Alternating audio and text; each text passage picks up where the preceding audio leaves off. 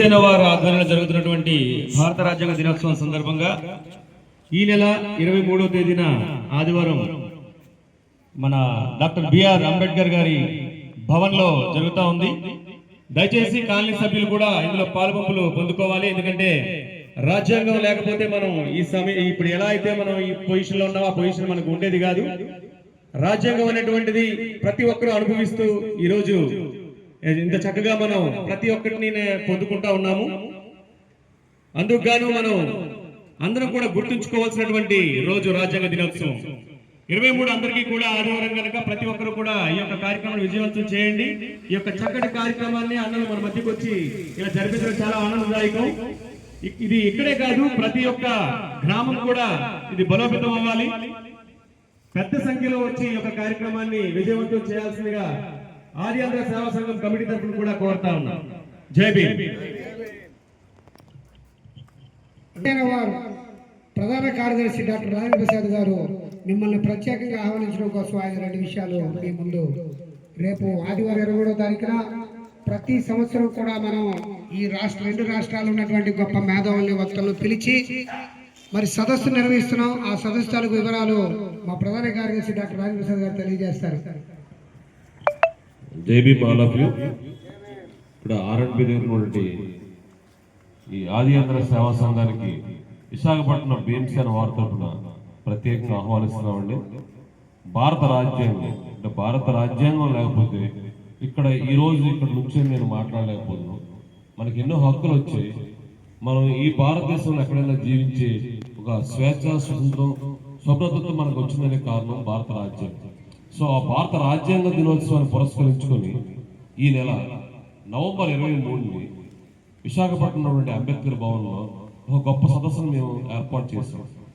ఆ సదస్సులో ప్రొఫెసర్ కంచె ఐలయ్య షెపర్డ్, ఈయన ప్రముఖ రచయిత హైదరాబాదు, అలాగే డాక్టర్ బైరి నరేష్ గారు జాతీయ అధ్యక్షులు మూఢనమ్మకాల నిర్మూలన సంఘం హైదరాబాదు, అలాగే శ్రీమతి తులసి చంద్ గారు ఆవిడ ప్రముఖ జర్నలిస్ట్, ఈమె కూడా హైదరాబాద్, అలాగే పాటల తోట ఉదయ భాస్కర్ గారు ప్రముఖ దళిత గీత రచయిత, గాయకుడు, వ్యవస్థాపకులు బహుజన కళామండలి ఆంధ్రప్రదేశ్.